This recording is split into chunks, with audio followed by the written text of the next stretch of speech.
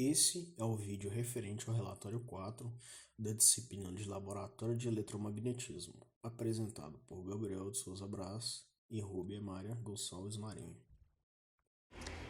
Primeiramente, nós vamos apresentar o conceito da ponte LCR, que é o equipamento utilizado nessa prática. Bom, os medidores LCR, eles são equipamentos de teste usados para medir a indutância, a capacitância e a resistência de componentes. Esses medidores, eles usam um formato de circuito de ponte como a base do seu circuito. E essa ponte é através do conceito da ponte de Wheatstone. O objetivo ele é buscar uma condição em que a ponte esteja equilibrada e nenhuma corrente flua pelo medidor. No ponto de equilíbrio, as posições dos componentes da ponte pode ser usada para determinar o valor do componente de teste. O dispositivo em teste, que é o DUT, ele é colocado no circuito, conforme mostra a imagem, e o seu valor ele pode ser determinado a partir da variação dos outros elementos da ponte. Então, a resistência ela pode ser alterada até que nenhuma corrente flua através de D, e essa vai ser a posição de equilíbrio da ponte. E o objetivo do relatório 4, ele foi realizar a medição da capacitância da fibra de vidro, a FR4, e do duroide, utilizando dois tipos de ponte RCL, e comparar esses valores medidos com os valores calculados nos relatórios passados, que foram utilizados diferentes métodos. Então, para isso, nós iremos apresentar as ferramentas que foram utilizadas para a realização da medição, as dimensões das placas e o modo de medição. O capacitor mais convencional ele é o de placas paralelas, que vai ser o modelo trabalhado nessa prática.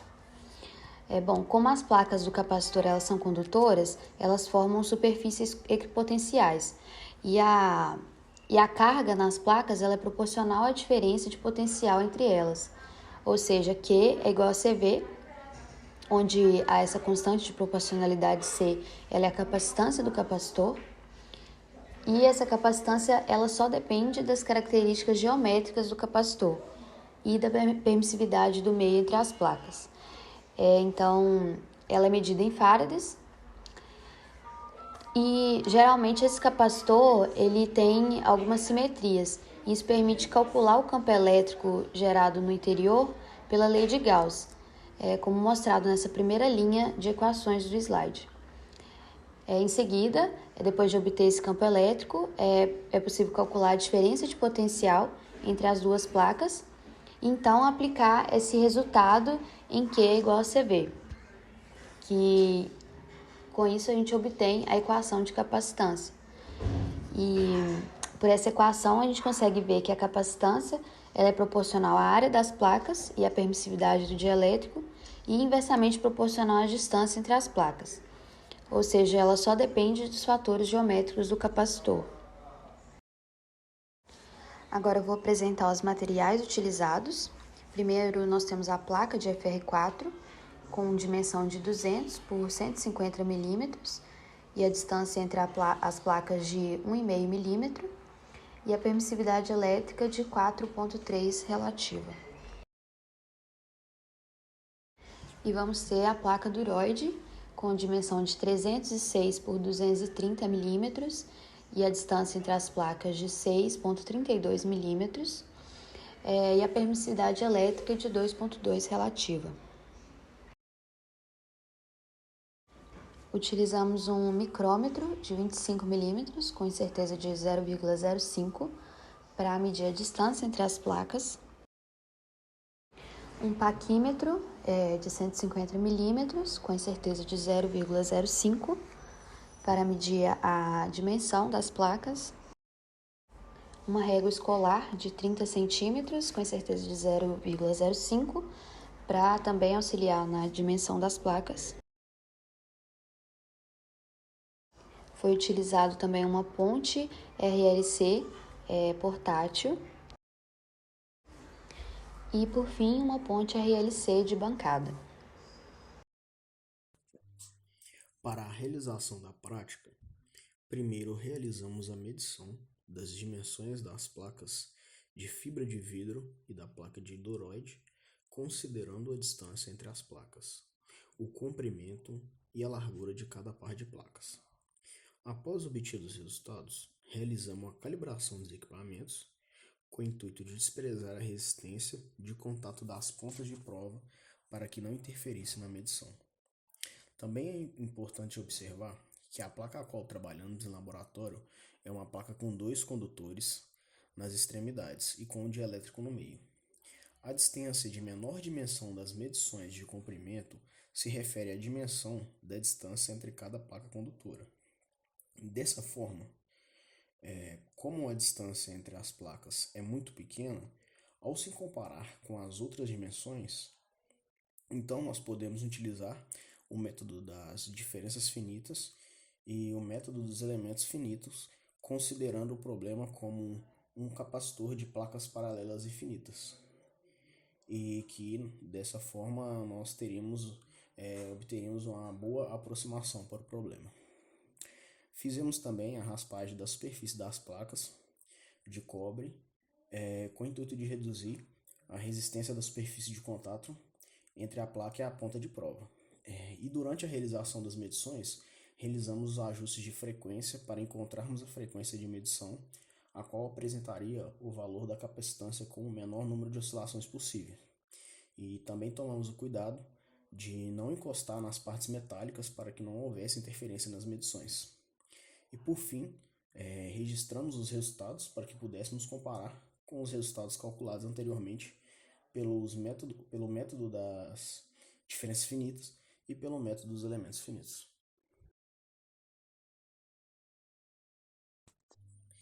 Esses são os valores calculados para a placa de FR4, que no caso é a placa com um dielétrico de fibra de vidro, utilizando aí a ponte LCR da Gillette. Nós encontramos o valor de capacitância de 970,7 picofarads. E utilizando a ponte LCR da Rameg, nós encontramos aí o valor para capacitância de 908,98 picofarads. Os resultados foram próximos aí na ordem de grandeza um dos outros, né? Mas como nós veremos para o resultado da placa de duroide aí, a variação dos valores, a discrepância dos valores entre os dois equipamentos vai ser menor para a próxima placa.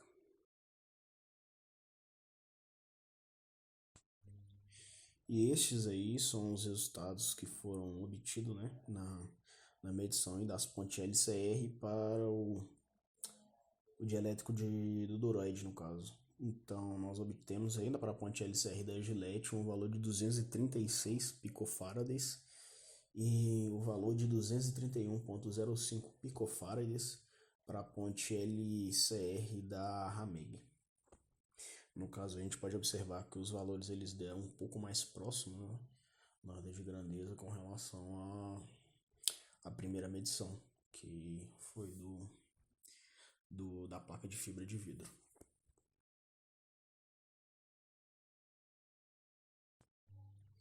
Fazendo um apanhado geral dos resultados dos 2 últimos relatórios elaborados e da medição atual, a gente pode ter uma comparação aí da ordem de grandeza, né, e da proximidade dos resultados obtidos, ao se calcular aí a capacitância, né, por meio de softwares, tanto softwares que utilizam o método dos elementos finitos, quanto o software que utiliza o método das diferenças finitas, né? E nós podemos observar aí que os valores encontrados nas medições são bem próximos dos valores calculados. Então, pegando aí como primeira referência a placa de fibra de vidro, que é o FR4, né? No MATLAB, o MATLAB no caso nós fizemos a utilização do método das diferenças finitas, né? E no Quickfield, que é um software comercial, aí nós fizemos a utilização aí do método dos elementos finitos, que no caso nós pegamos o problema, malhamos ele para poder encontrar o valor da capacitância, né? Considerando também a gaussiana no problema ali. E dessa forma podemos comparar aí os dois métodos com os valores que foram medidos. Então aí para fibra de vidro, né, no MATLAB aí, nós encontramos 848,3 picofarads.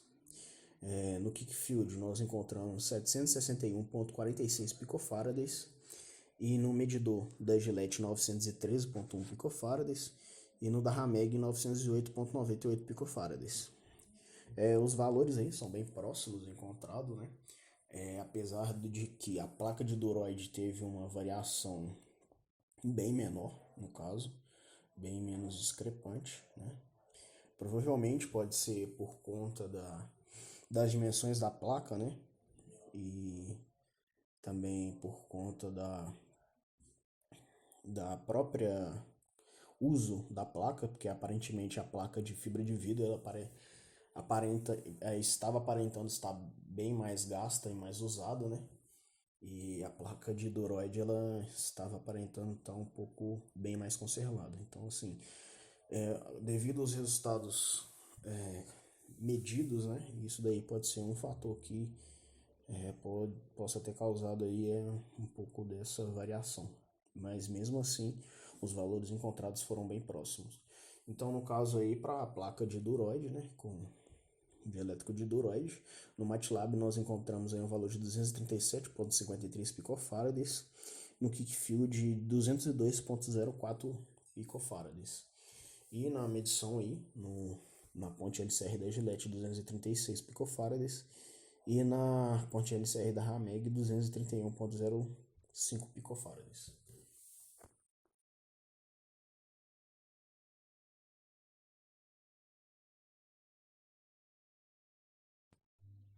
E este foi o relatório 4, apresentado por Gabriel e Rúbia.